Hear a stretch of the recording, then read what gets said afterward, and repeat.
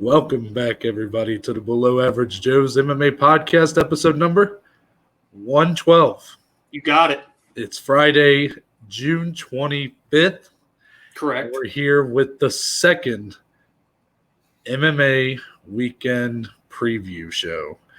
It's the new norm, people. Get used to it. The same shows in town, but we just tweaked a few things, and now we're riding higher than ever. Oh, yeah. And this is going to show what our true vision is for these going forward. We got Bellator, PFL, UFC, a little bit of everything coming at you on your Friday. Correct. It's a great week to kind of really dig deep into this because there's so much going on in the world of MMA, not only in the octagon, but out of the octagon too. Not only, like, even the fight announcements there's not a ton of them compared to last week, but the problem is, there's just so many big news stories going on along with big fights to talk about. So buckle up, get you guys something to drink, something to eat, snack. I don't have food, though. I don't know what I'm talking about, but just get ready to go. But before we kind of dig into all this, I got to catch in with you, Dom, my friend, my compadre. Yes. How are you doing? I know you said before we started recording, you just had the best round of golf of your life, but why is there a asterisk next to that, Dom? Tell the people. All right, everybody. So this is my third summer golfing, and, it's a hard sport to get down. It's hard. It's frustrating. There's not a more love-hate sport in the world than golf, I'm convinced.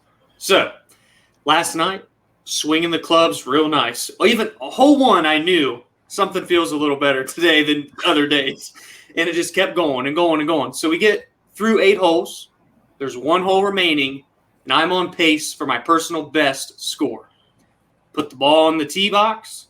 I'm waiting for the group in front of us to finish up so we can get in that 9th hole before the sun goes down. And the gentleman that's monitoring the course comes around and says, "Boys, pick up your ball and bring the carts in. It's time to go home." So with 1 hole left and the best score of my life on the line, I didn't even get to finish the damn round of golf. No. Oh, man. So now I have I have a scorecard in my trunk with 8 holes scored and nothing next to hole number 9. And I'm in pain, sincerely. Now I want to let the viewers know, for those of you that are golfers or have any sort of interest in golfing, Dominic's plan to counteract this or to get around this is the next time he goes out there and when he gets to the 9th hole, whatever score he gets, he will count for both that card and the previous scorecard that is unfinished right now. Yes. So I want you guys to leave in the comments or leave even a voice message letting us know, oh God, is that cheating or not? Because I say it is, but I'm also not a golfer. So. But listen, people, for those of you, before you comment, if you're watching on YouTube, if you're getting ready to start typing, hold on. Because, listen, if I just leave the scorecard with 8 holes and the hole number 9, the big question, going for the personal best score, I can't just leave it blank. I can't do it. I can't find it in my heart, Noah. I'm just trying to get my word in so people agree with me. That's all. Go ahead and comment away now. If you're doing a voice message, please be nice. I think there's one thing we can agree on, though, Dom. What's that? Is that our fight announcements are a little bit somber this week. This is true. Because we start with Kevin Lee. He is out of his scheduled bout with Sean Brady for July 10th, UFC 264. That's the Conor McGregor versus Dustin Poirier trilogy card. This fight was actually going to be on the prelims. So how stacked that card is. It's no longer happening. Kevin Lee, apparent ankle injury. It looks like the UFC is potentially looking to reschedule the bout for a couple weeks later, first week of August. So not all is lost potentially on this bout, but kind of unfortunate news. And I guess if for some reason this bout didn't get rescheduled, which again, all signs seem to point that it will be. Right. Dominic, what would be a potential matchups you see for these two if they had to go their separate ways? First and foremost, shout out to Kevin Lee. Hopefully he gets recovered. Poor guy goes through so many injuries, it seems like. I had actually just saw a quote this morning before the injury news came out that he was like, yeah, this is going to be a fresh start for me at 170 pounds because he used to cut like 35, 40 pounds to get to lightweight. He said he just can't do it anymore. So a 15-pound extra helper there at 170 would have been great. Stylistically, that fight was going to be a barn burner, I think, in the grappling realm. And on the feet, that was probably going to be pretty even. So now, again, hopefully it gets rescheduled for that month later. Leads me to believe it's not too serious of an injury. But if they have to go their separate ways, I mean, I think Kevin Lee could still deserve a 10 through 15 guy because he's still a prominent name. And for Brady, I think he's ranked 14th, 15th in that division. So hopefully he can get someone just a couple spots ahead of him as well. Maybe, just maybe, they would do a Khamzat versus him. I'm not big on that idea because it's two of their best prospects, but hopefully that fight just stays put. Yeah, I agree. I think the August date, especially if it's on that pay-per-view, that right now it looks like it's going to need some bumping up because the scheduled main event, or at least the planned main event between Francis Ngannou and Derek Lewis, looks like it's not going to happen in August. And now we have Amanda Nunes and Juliana Pena, which is a decently exciting fight, I guess, but it's not exactly the most stacked card on paper right now. So a fight like that could really boost it up for fans like us.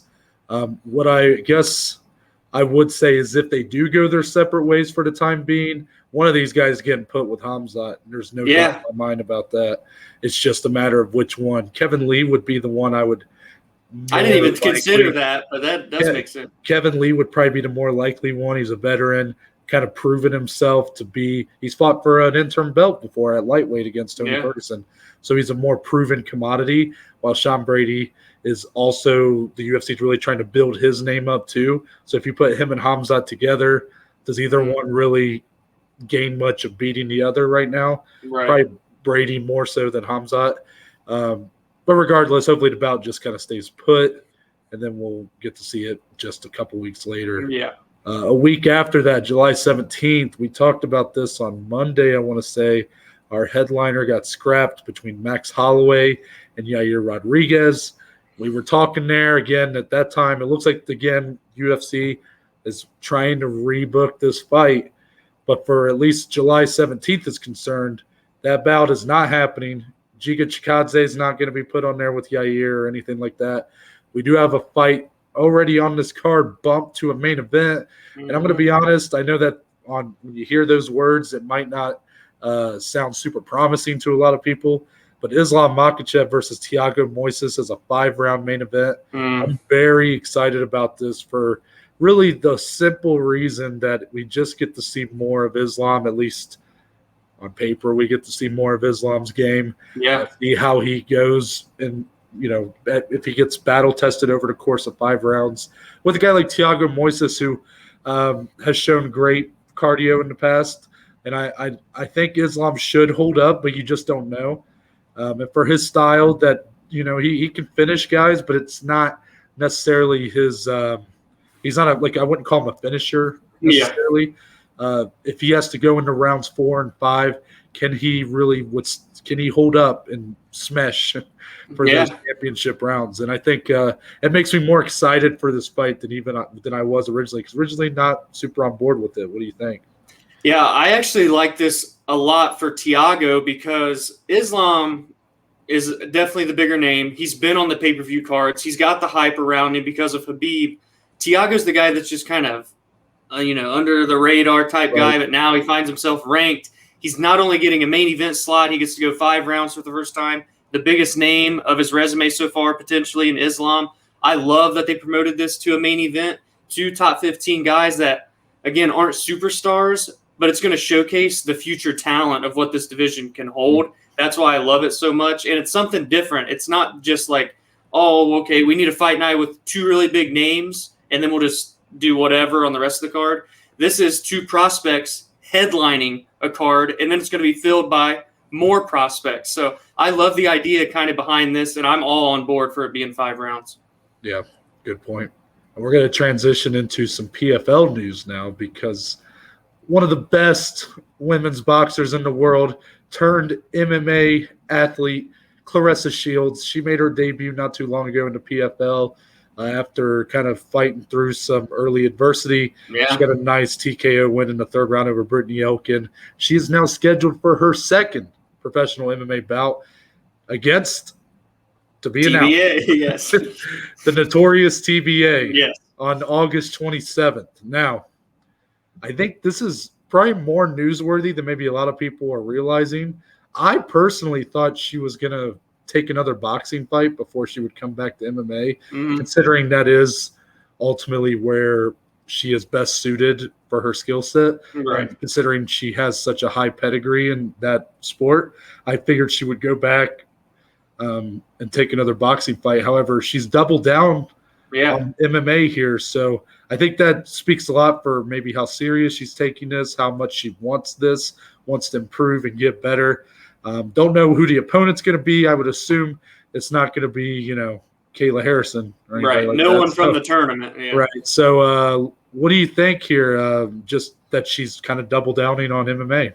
I love that she's going, boom, 2 months later, get me another fight. It's kind of going to play out to just be one long training camp, essentially. Yeah. Because her fight was June 10th. Now it's going to be August 27th. Again, TBA. I do love the fact, too, I saw this, that the first round of the PFL playoffs would play out on August 27th, or at least one of the events will be that day. And that would be the winner of the PFL fight we're going to break down. So potentially having Kayla and Claressa Shields on the same card, not fighting each other, but on the same card, that'd be a huge deal for the PFL in terms of promotion-wise, getting more eyes on their organization. But I like this move for Claressa. It really shows her dedication. I think she truly loves this grind and wants to get better, and we get to see her back in there sooner rather than later. Yeah, maybe it speaks a little more that to us, to people on the outside looking in, we tend to think that all these fighters care about is like the money, things like that. And for Claressa, this is something different. This is more about that competitive spirit, that competitive drive to be the best. And right now she recognizes that she has to keep getting better and better, stay active in the sport if she really wants to get to the top. And I just admire that a lot, because obviously there's probably a bigger check waiting for her in a boxing ring that she would probably – for less of a challenge. Yeah, less of a challenge. And that's probably the big thing is like the challenge of it all. She probably feels like maybe she's kind of reached her ceiling as a boxer. While MMA, she's basically at the floor right now looking up. So I definitely admire that quite a bit. So I'm definitely – and I agree with your sentiment about her and Kayla on the same card. I hope that if that does happen, the PFL doesn't get a little too cheeky with maybe planting some seeds for a potential fight down the line. I just think that they're too far away now for that fight to ever happen, if I'm being honest. Yeah. But for promotional purposes, that'd be a huge card. PFL is really winning me over. It took there's a learning curve to it, even more so than probably the other major organizations. They're a lot different, and I think that's why I like them so much and why they kind of stick out to me. And I truly think they can be a player in the realm of MMA just because of how different they are.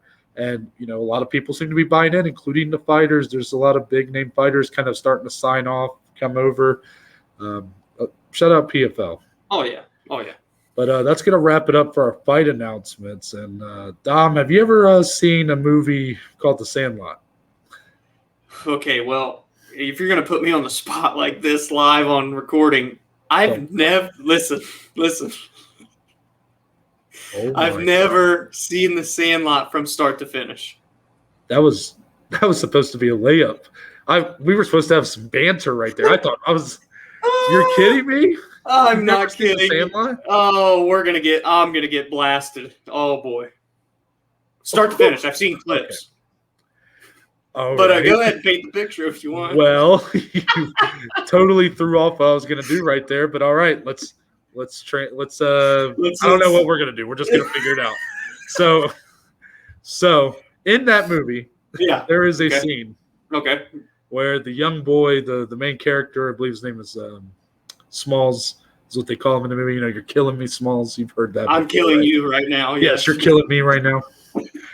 So he has a dream, and in that dream, the ghost of I believe now I'm starting to. You're making me forget over here. I'm so sorry. I believe the ghost of Babe Ruth.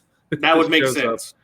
Because what ends up, the point of the movie, what happens is they lose their ball over this fence where the neighbor's dog is killer dog. Yeah, real nasty. So he goes and grabs his ball on his stepdad's shelf or whatever his case, Well, it turns out it's signed by Babe Ruth, and this kid has no idea who Babe Ruth is. He's so new to baseball. He's like you know, because obviously you're not a true fan of baseball if you don't know the Sandlot. No, I'm just kidding. But they hit it over the fence, and he's like, yeah, it's signed by this girl, Baby Ruth, and they all start freaking out. So Babe Ruth, the ghost of Babe Ruth, shows up in his dream. He says, remember, or no, maybe he's in the room of Benny Rodriguez. It doesn't matter. Here's the point of what I was trying to get at. You have thrown me off completely. I'm so sorry. He says, heroes get remembered, but legends never die. And you know who paid really close attention to that line? Two guys by the name of Fedor Emelianenko and Rashad Evans. I can't believe you just made me that terrible setup right there just for that one headline. Legends never die. Oh. So, all right, let's regain here. Let's start with what we know less about, and that's going to be Fedor Emelianenko, the 44-year-old Bellator currently contracted fighter. He's a legend of MMA, probably the best fighter. I think it's no question he's the best fighter of all time to never fight in the UFC. Yeah. You could even make an argument he's the best, even if you take that down. I think he's really left such an impact. Pride FC, he was king there. However, he's a little more battle-tested at this point. Again, he's 44 years old. He is coming off a win against Rampage Jackson in December 2019. However, we haven't seen him since. And I think COVID played a big part in that because the point for, I guess, Fedor was that he's planning to retire again. However, he wanted to kind of have this mini retirement tour in front of fans. And then, there's no fans due to COVID. So it's kind of delayed everything for him. So I think a lot of people assumed he was retired again already. And maybe he even said he is. I'm not sure. But he's back. And he's targeting an October return. No opponent in mind right now. But I'm curious, Dom, maybe, what's going on here? This is a 44-year-old coming out of retirement for an MMA fight. Yeah. While for Rashad Evans, former UFC champion, who had retired a couple years ago after really having a string of tough losses, being knocked out cold against guys like Anthony Smith, stuff like that, he announced he's coming out of retirement to pursue a boxing fight with Roy Jones Jr., among other names. So these legends, I don't know if the headline should be Legends Never Die or these legends don't want to die. Yeah, right. So what are your thoughts on these two, both in different promotions, but taking different paths in their returns? Is there any interest in either one of their return bouts for you? Well, I'll say both guys kind of, went out in different areas because Fedor went out with a win over a huge name in Rampage Jackson in Bellator. Whereas Sugar Rashad, he really finished off with a skid and was getting KO'd, and some of them were kind of some nasty ones, man, including the ones like Anthony Smith. So I don't doubt for one second that Sugar Rashad still has some gas in the tank, but to pursue a boxing match is kind of a different route, man, because he was never known to have like the greatest of hands. He was just a super well-rounded, tough guy, great wrestler, good stand-up, good kick. Is what I remember about. Yeah, so it's kind of odd that he wants to pursue it, but you look at what all these other MMA guys are doing in boxing matches, getting going in, making a huge paycheck. I don't know. I mean, he's doing the commentary stuff for the UFC pre- and post-fight, and he's been great at that. So maybe he just wants to try his hand at something different, has some competitive edge left. For Fedor, maybe he never truly officially retired, so maybe it's one last Raj, you mentioned, one more fight with fans, so on and so forth. But 44 years old, Rashad probably 40 now, I'd say. I don't know, I have his age in front of me, but both guys clearly toward the end of their athletic careers, but we'll see what happens, man. For Fedor, I wouldn't be surprised one bit, though, should Bellator bring him back. I mean, at the end of the day, he's still a huge name. I don't know if he's in their rankings. I doubt he is, but he's going to have a bigger name than 97% of the other Bellator heavyweights. So. It's true. It's a good point. I guess even though Fedor is the older fighter of the two, I feel more okay with his return, even though he's returning to the more dangerous sport in MMA.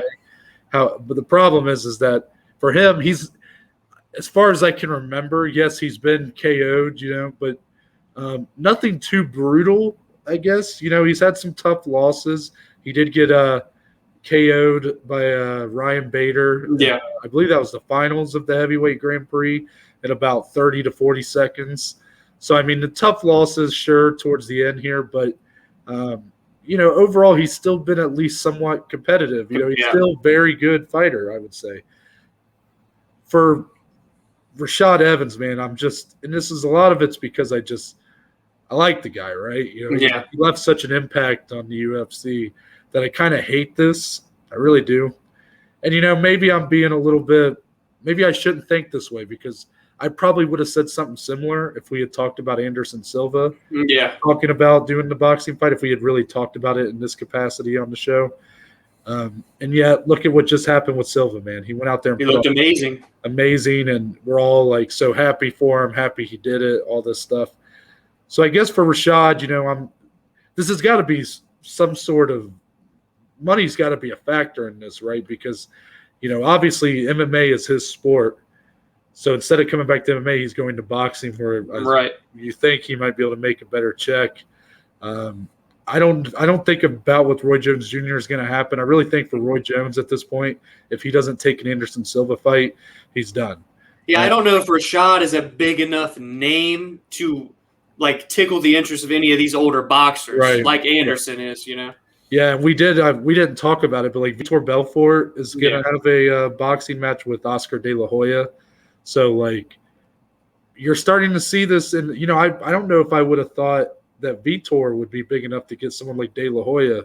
True. So, I guess if you look at it like that, maybe Rashad Evans does have a chance to kind of get one of these older boxers. And, maybe we'll talk about it depending on how I don't know. It's hard to say.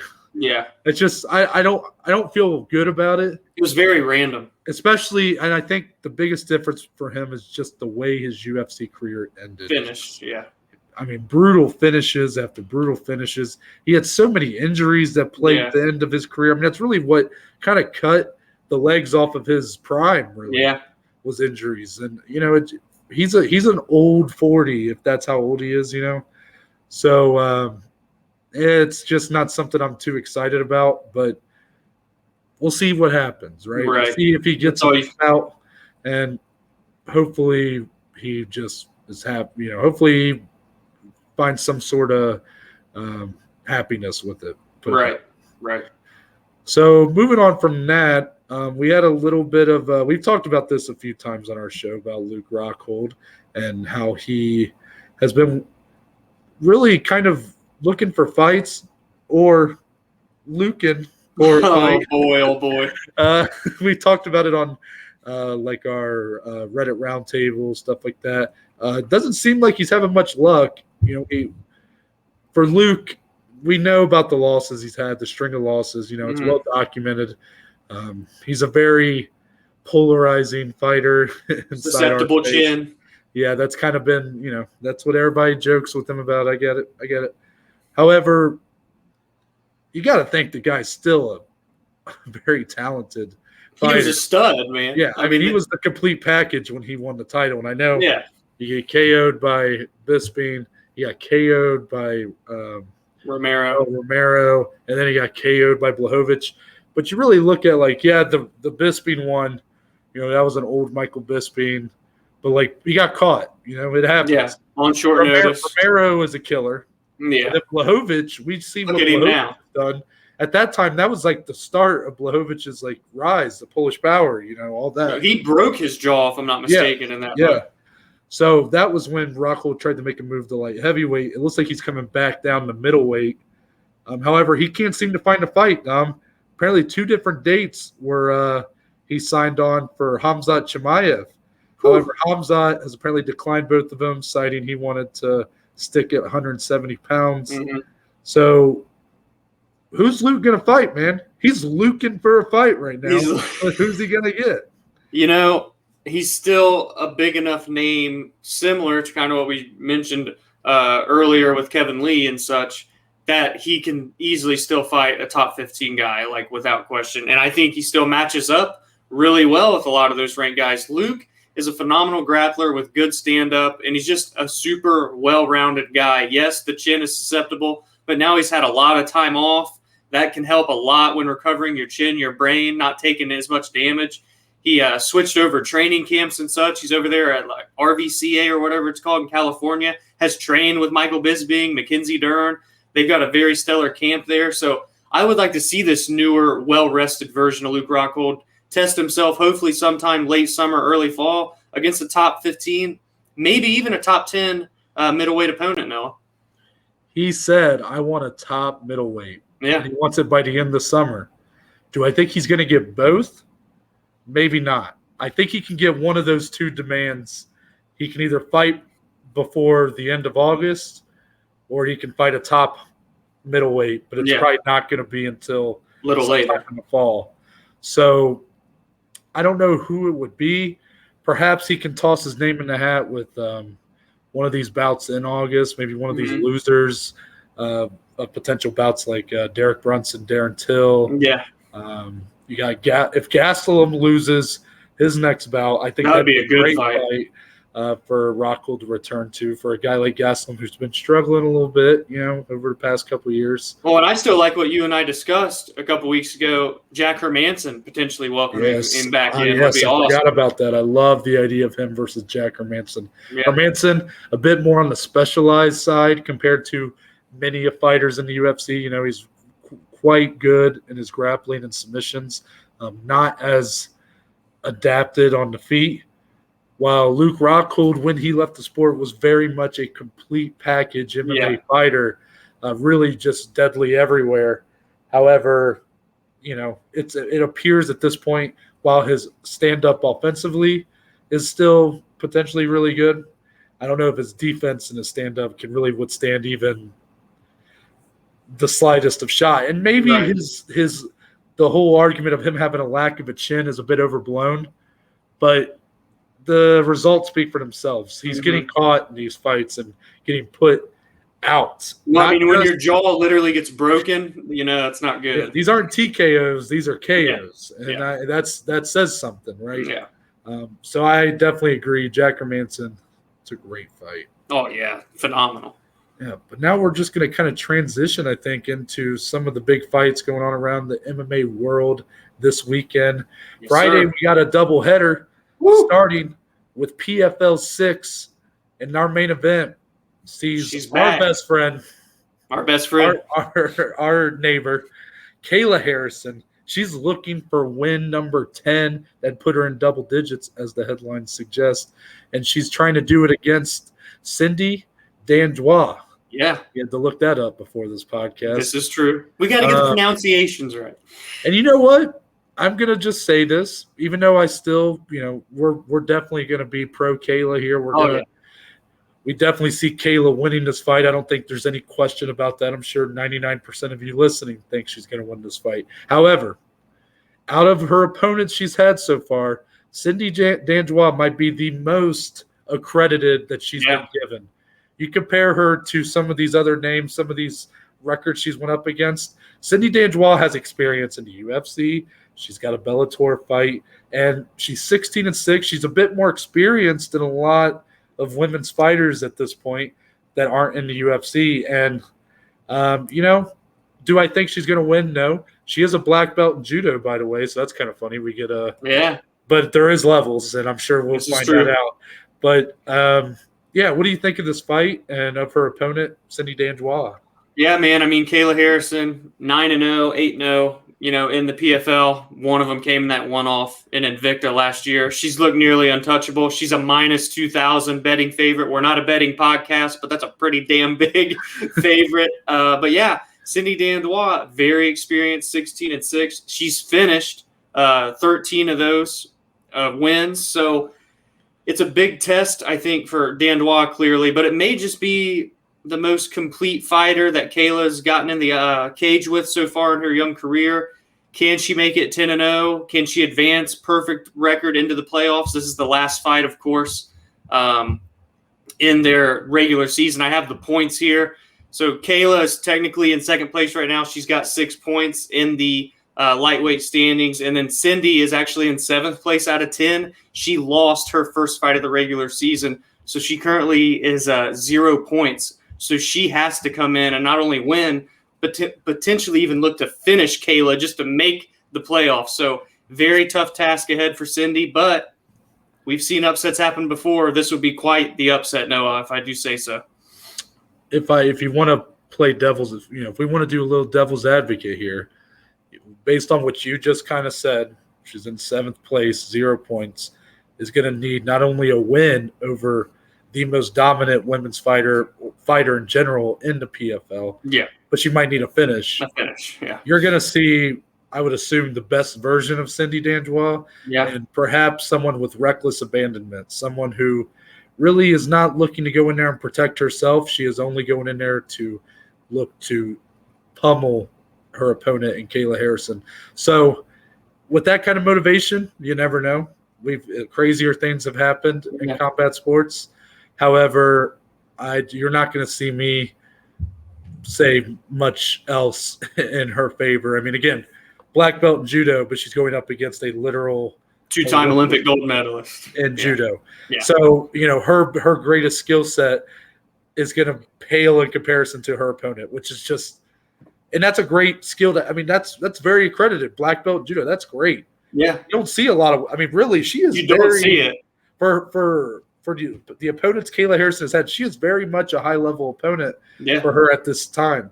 But again, it's a bad matchup for her, I think. As most women, but for Kayla, you gotta be thinking like, what a matchup I'm getting right here. Just someone whose greatest skill I am way better at than. That's just the way I look at it right now. Yeah. Otherwise, though, you always got to be, sorry, not to cut you off. You're good. You got to be excited about seeing Kayla get back in there. She's a complete star for this promotion and doesn't show any signs of slowing down. Yeah, and looking to continue her star power. Again, this is kind of that last year for her on that contract. By the end of the year, she may not even be in the PFL anymore, so she's just going to keep trying to rack up wins, rack up the money, and go into free agency with that perfect record next to her name and millions of dollars in the bank. I can't wait to see Kayla fight again. But Noah, there's quite a big name in the co-main event slot too on Friday evening, isn't there? Yes, you make a great point there, and it tells a completely different story. Yes. The fan favorite, UFC veteran, Anthony Pettis makes his return in the co-main event against Rashad Manfio on Friday night. And the big question I have for you, it's a little bit dramatic in our headline, but I'll still, for our audio listeners, I'll still say it. Put it into perspective. Are the lights getting dim for Showtime? And let me rephrase it now that I've gotten those words out of here. So, Dom, for Anthony Pettis, he lost his debut in the PFL, a fight he was very much expected to win, considering former UFC champion, coming off a win in his last bout in the UFC. Yeah. He's not the championship level fighter he was back in 2014, 2015, but still a very game fighter, a very good top 15 level guy, and across really 3 different divisions over the course of his career. Yeah. And he loses his debut, and he loses it pretty decisively outside of kind of a Hail Mary. Yeah, the last minute got interesting. But yeah. So what this question is really asking, Dom, is does Anthony Pettis have much left? And are we going to see it here against Rashad Manfio, who on paper is not the level of opponent that Anthony Pettis is used to fight? I mean, by all accounts, he should win this fight, but how much motivation is left for Showtime at this point? I mean, if you're Pettis, you're coming to make a statement because you have to, again, kind of in the similar place as Cindy. He's 9th place right now out of 10, 0 points in the tournament so far. He's not only going to have to come in and win, he's going to have to look for a finish and maybe even an early finish to maximize those point totals. But a guy like Roush, who's 12-3, he's finished a lot of his fights. He's sitting in 3rd place. He won his first fight of the tournament, so he's got a total of 3 points. He's riding momentum. Anthony, on the other hand, complete opposite. He got kind of styled on in his first fight in the PFL that I don't think many people expected. Granted, his opponent, Cassius Clay Collard, very good opponent and very tough. Everybody just kind of thought Anthony would get it done, but to get just kind of dominated outside of 1 minute of that fight, maybe it is showing the lights are truly dim for Anthony Showtime Pettis. I think he is going to come out with a chip on his shoulder, look to make a statement. This is a guy that when he first signed with PFL, he said, I'm going to come in, I'm going to do good in the 155-pound tournament, Then in the following year, I'm going to do the 170-pound tournament. So a guy that has his future laid out in mind for the PFL, but should he lose here, he may not even get a fight again the rest of the year if he gets put out of the tournament. So it's a very important fight for Anthony, to say the least. Mm-hmm. This fight really does come off to me like all or nothing right here.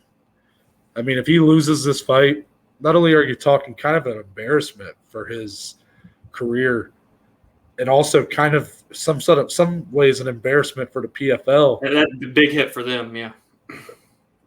So this is has to be a win for Anthony Pettis here. And I don't know what it was in that last bout. If you recall maybe a little better than I do in that fight, Dom, what was it about that fight that really, again, Clay Collard, good opponent, but what kind of game plan did he execute that was so effective? Because really, Anthony, outside of, again, kind of a spark in the very last minute of round 3, basically showed us nothing in that fight. I mean, it was all Collard on the feet, which is so crazy because Anthony is like the highlight reel guy. He's called Showtime for the crazy shit he's done in the stand-up game. And Clay just put together a complete performance, really. Even in the terms of the grappling, Clay took advantage of. He dropped Pettis twice in that fight on the feet, once with like a nasty knee to the face, or it was a head kick. I can't remember exactly how it happened up near the cage, but it was just Clay controlled the fight. It was his pace, and Pettis simply just had no answers, really. Yeah.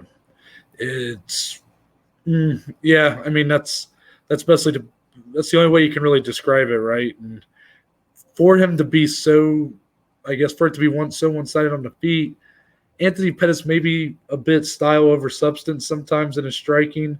He is Showtime for a reason. You see the highlight reels for him, but maybe sometimes he maybe doubles down on that a little too far to a point where it kind of hurts his overall game plan and what he really should be doing. I don't know. I hope that see him bounce back here, but for all we know, Ross Manfio is going to come in here and do the same thing. Well, yeah, I was going to say, I said there's extra motivation for Anthony Pettis. Roush Manfio is looking to come in and get the biggest win of his life right now. I mean, he's 12-3. He's got a good record. He's 5 years younger than Anthony Pettis. He's only 29. He's coming off of wins. He's looking to just make a statement, rack up a huge name, and work his way into that tournament. Maybe he's the one fighting for $1 million at the end of the year. I think there's just as much motivation on the Manfio side as there is for Pettis. Well said. We're going to transition here into Bellator. I was looking it up because I couldn't remember. I believe it's Bellator 260. 261. Yep. 261. So we got our main event. Bellator heavyweights are making history. It's the first ever Bellator interim title. It's crazy. I know. It happens in the heavyweight division. Ryan Bader, he's still in the light heavyweight Grand Prix right now. So because of that, Timothy Johnson and Valentin Moldavsky have been brought up to the main event to fight and make history.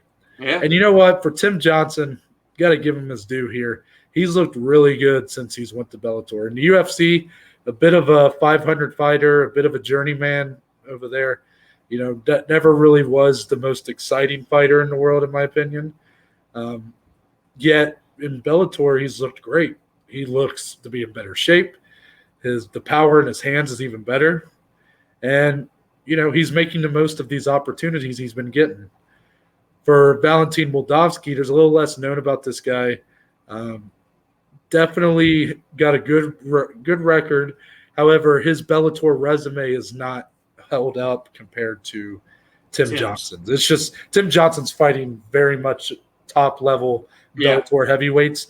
Valentin Moldavsky's yet to really get that win that would probably, I guess, usually throw someone into a title fight, like premier win.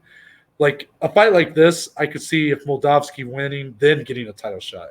Yeah. Instead, because of circumstances, Ryan Bader not able to compete, Moldavsky's fighting for a title that maybe he shouldn't get, but I'm not going to say much against it because the guy looks really good when he's been in there. I don't know how exciting this fight's going to be, if I'm being honest. Yeah. Stylistically, Moldavsky's not much of a finisher.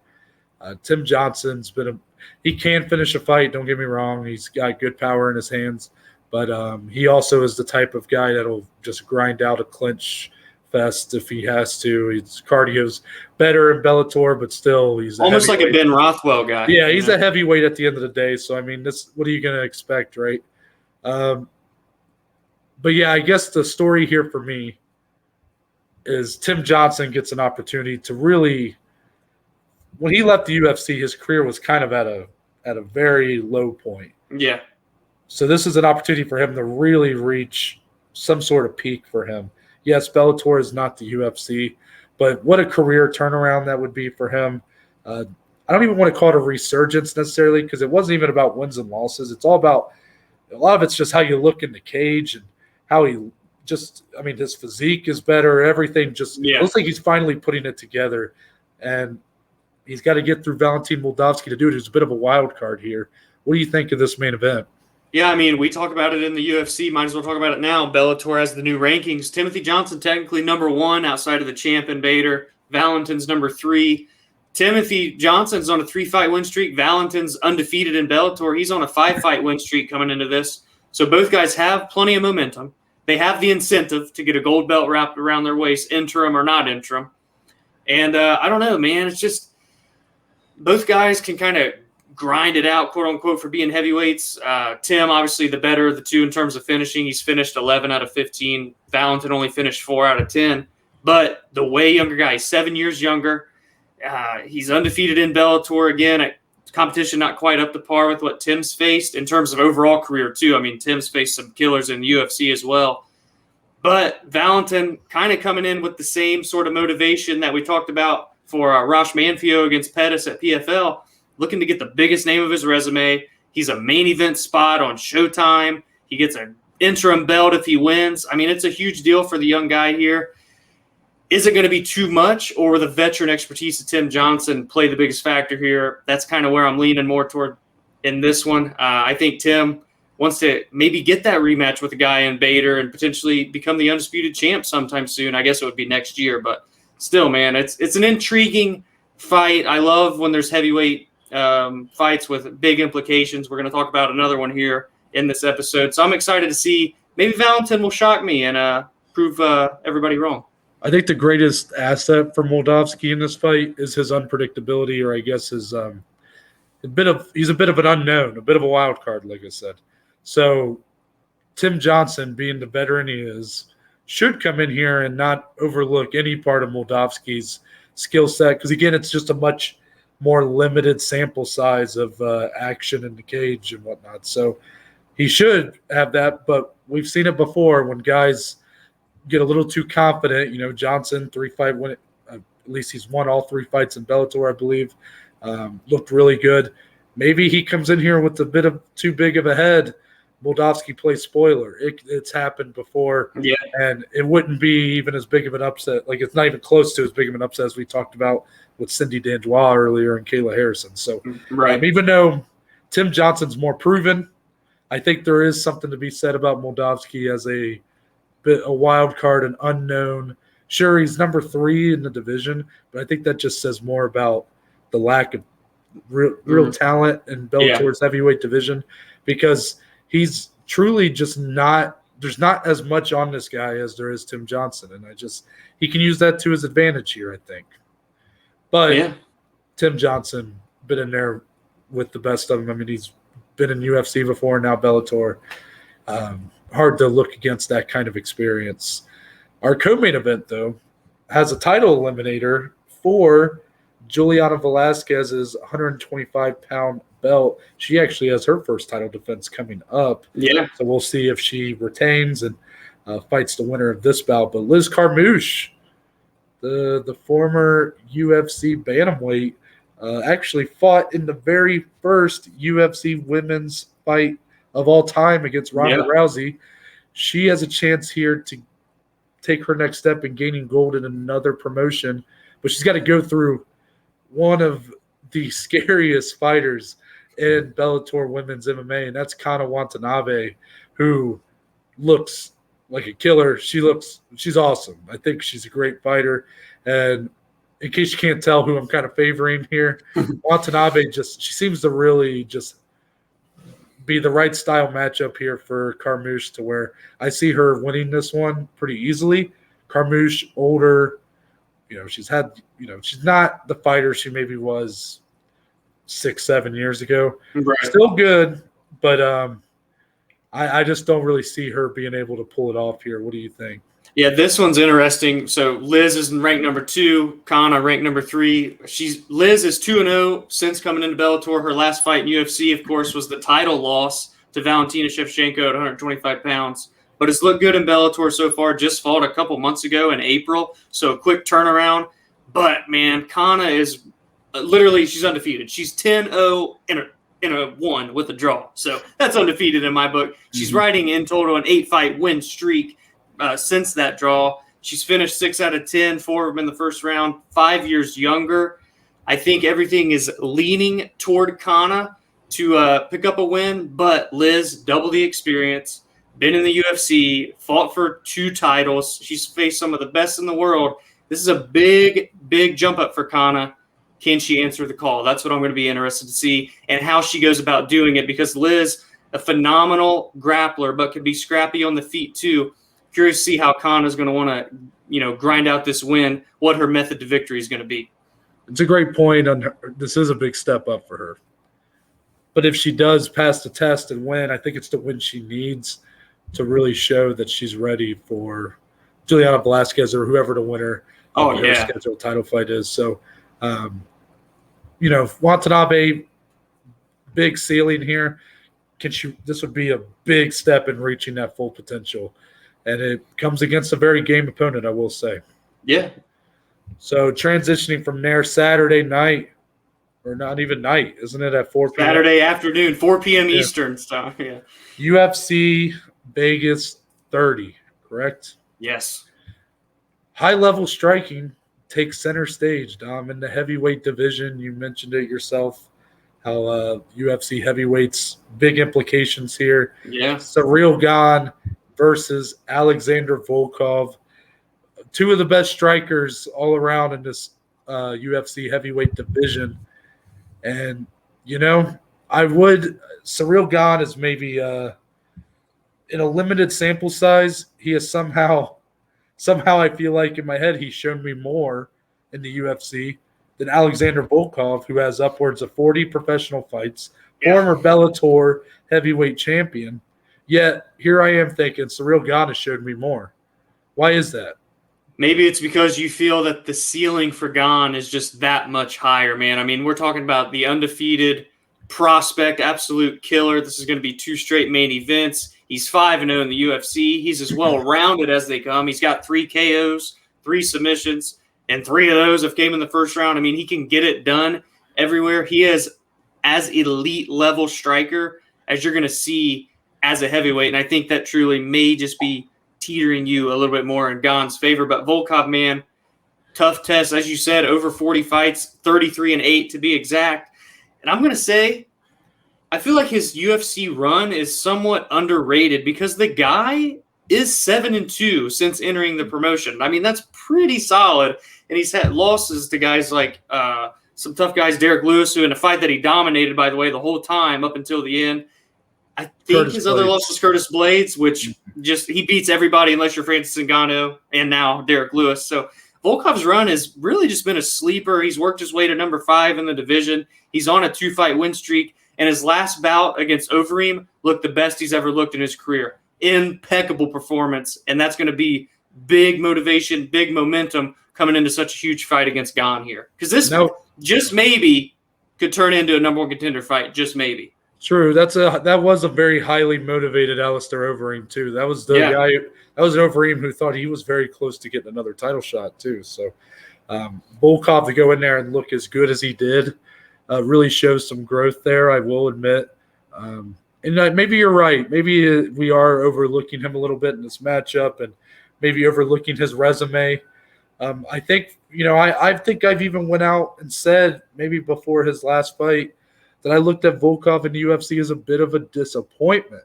And yet that record says a lot. And even one of those losses was a pretty one-sided win up until the last 10 seconds of the fight when Derek Lewis does Derek Lewis things and puts him to sleep.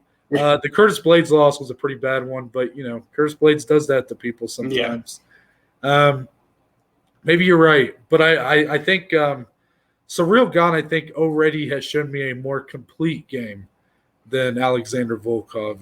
Volkov has some great striking. I would say Ciryl Gane, at least on paper, has even more so of an accredited striking game. I mean, the Muay Thai is on another level. In his kicks especially, be a heavyweight or next level. Which, I mean, Volkov has some really good kicks too. Yeah, not forget, we saw that against Walt Harris. Walt Harris, right. However, Ciryl Gane's ground game, I think, is still maybe unproven, but yet he has looked really good anytime he's been there. He's very comfortable. So against a guy like Volkov, who has not looked comfortable when he's been taken to the ground, Curtis Blades fight notwithstanding, I just think that really Gane has quite an advantage no matter where this fight goes. Does that mean Volkov cannot win this fight? No, that's not what that means, because Volkov is such a good striker. And really, both these guys, even though I wouldn't call Volkov, he's not necessarily a Muay Thai striker, but their striking resembles each other a lot. Yeah. They're very tall, lanky guys. Great at managing distance. That was what I was going to say. They manage that distance, keep their opponents at range. So now you have a guy who plays to that same type of game plan. What kind of fight are we going to get? Or is Ciryl Gane going to look to close that distance and take him down, because that's where technically his opponent's most vulnerable? Or is he going to be content like he did against Rosenstruik to kind of just, if he notices that maybe he has an advantage there in the distance control, is he just going to look to kind of go tit for tat for 5 rounds and, get a kind of disappointing decision? I think Ciryl Gane needs to look for a little bit more in this fight. That Rosenstruik fight, it didn't help him much. People might not think it, but if he would have went in there and starched Rosenstruik, which is hard to do, I think he could have already skipped this fight and been in line for the next title fight. Maybe even past Derek Lewis for all we know. Yeah, or at the least fighting Derek Lewis. Yes. So I mean, instead, he gets this fight with Volkov, another dangerous heavyweight.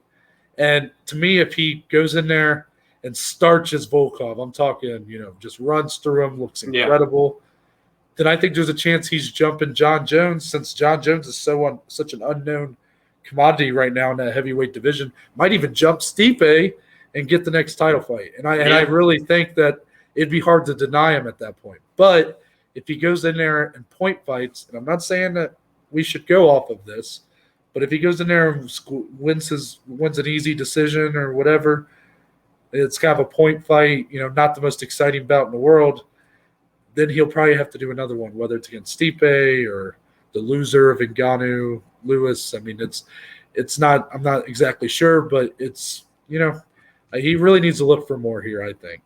Well, and I think the same goes now. Granted, in terms if we're going off last performance, Volkov's was way better, more convincing than Gane. But Volkov is in the same boat where he's going to have to come out and potentially make a huge statement, or else he may just have to fight one more. Because sometimes he's came out, fought his way to wins. Other times he's looked incredible. The last 2, Walt Harris and I'm blanking for some reason. Who did he just finish? Overeem. I already talked about it. Yeah. He's looked incredible, the best we've ever seen of him. So if he can come out and have another performance like that, stop a young stud prospect in Gane, could be a title fight just next for Volkov. By the way, 2 behemoths of men in this fight, because if you thought Gane was huge, he's 6'5", looks like a Greek god. Volkov is 6'7", but Gane has a 2-inch reach advantage. So there's so many interesting factors when this fight is going to be in that stand-up realm. I can't wait to see who's going to exploit the other on the feet. Well said. Let's get into the rest of this card, because we have some interesting bouts. Again, not the most stacked fight night in the world, but our co-main event sees a guy I'm a big fan of, Ovince St. Preux, the career light heavyweight, trying to make a jump again after kind of a failed first attempt against Ben Rothwell, a bout that pretty much everybody hated except for me. Except for you, yes. He makes his return to the heavyweight division against Tanner Boser, who is a younger fighter, but more he's a lot less experienced, but also he's a bit shaky. Let's put it that way. And literally just fought like 2 weeks ago, by the way. Yeah, he did fight pretty recently, didn't he? He's not been the most consistent heavyweight. That's what I'm trying to get at here. So does Ovince St. Preux in the second shot at heavyweight, do you see maybe him making any more noise than he did the first time? I don't know, man. I mean, this is definitely, I guess, a step down from a guy like Ben Rothwell, but at the same time, it's not, because Bozer's a guy that's going to come out and grind you on the feet, on the ground. He started 3-1 in the UFC. He's lost 2 in a row, but OSP's coming in off of that knockout loss as well, plus back up at heavyweight, where I didn't think he looked that great to begin with. I will say the experience is huge in favor of OSP. He's been in there and done that. He's fought for a title, for God's sake, in the UFC. I don't know, man. OSP just didn't impress me much in that fight with Rothwell. I know you like that fight more, but Bozer's just a guy that I think stylistically might just get the advantage everywhere. I know OSP's a great striker, has slept on submissions. The Von Preux choke, it should be named after him at this point. But I think Bozer really has to come out and make a statement, because if he loses, I think he's getting cut. This is the last fight on his contract. It would be 3 in a row. Motivation-wise, I think Bozer's going to come in and look to absolutely bulldoze OSP. I don't know if it's a good matchup for him. That's an interesting perspective. I will say, even though I like the OSP Rothwell fight, I recognize that really neither guy necessarily looked good coming out of that. I just thought it was kind of a fun, sloppy fight. But OSP especially, his cardio looked terrible at him. Yeah. For a guy who's never really struggled in a cardio department. Yeah, I mean, we've seen him go 5 rounds. Yet at heavyweight, he just looked terribly gassed, which tells me maybe he was a little in over his head at the time making the jump. Didn't really know how to go that distance with that kind of weight carrying on. The weight, yeah. So maybe he does here, but it feels like he just fought not too long ago as well. So I would be hard-pressed to think that the difference is going to be too much from the first time he went. But Tanner Bozer is very inconsistent. Sometimes he looks like a heavyweight prospect. I remember when we were starting this podcast, he was very much looked at as a prospect. He was in the rankings and everything. And yet less than a year later, he's kind of been written off just because some of his performances have been Well, and he's in these split decisions, too, where nothing decisive happens, so he leaves himself out to dry on the judges' scorecards. It's just good point. He's really treading water, He's just really – he's in that 16 to 20 range at heavyweight, and he's just not moving forward, backward, nowhere. He's just right there. So this fight with OSP should answer maybe more questions than we think about either guy. Really, the loser of this bout, even if Bozer loses, that might be it for him for a while, because it's just not been a great go of things the past year or so. However, this next fight, I think we're going to be a little bit higher on. Oh, let me get up in the seat a little bit here. Go ahead. Fight of the night pick, correct? This is the fight of the night of UFC Vegas 30, yes. Andre touchy-feely going up against Daniel Pineda with the 100% finishing rate in his wins. Dominic, you wrote an entire article about this that you can find if you go to Overtime Heroics on Twitter, Instagram. They have an Instagram, right? They do have an Instagram, yes. Okay. But you'll find links on there. If you go to Dominic's personal Twitter or the Below Average Joe's Twitter, you'll see it being shared around. He wrote an article previewing this very fight, so I'm going to let you really set the scene for the viewers. I was salivating at the bit when I saw that this got announced for the main card. I wanted that article so bad. I just think these guys are never in boring fights, and I love just the stories for both guys, because Andre Fili, we've kind of seen grow up in the UFC. I mean, he came in 2013, which is crazy. He was only 23. Now he's 30 years old, and he's already got 16 fights in the UFC at such a young age. He's been in there with literally straight killers. Max Holloway, Yair Rodriguez, Bryce Mitchell was his last fight. He's fought Sadiq Youssef. Calvin Kattar. He's been in there and done it with all of them. Now, granted, those guys are all losses. He's never steering away from any sort of fight. He does not back down. He keeps trucking forward. I also want to make a fun note. He's coming in off of a loss, like I said, to Bryce Mitchell. That was a fun fight too, by the way, where we really got to see Bryce Mitchell get tested.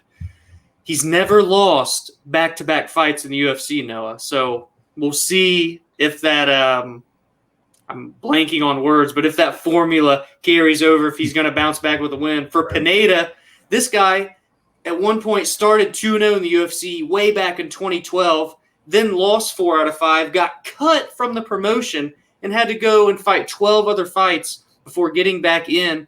Then he comes back and destroys Herbert Burns in that return fight at, 252, if I'm not mistaken? Yep.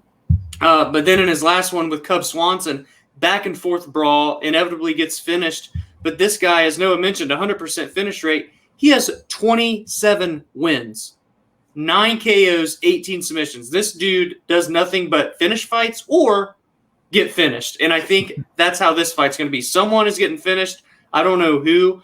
I think the pacing and output is going to be crazy from Feely, really using his movement and his athleticism. Pineda has the one-punch power to really put you to sleep.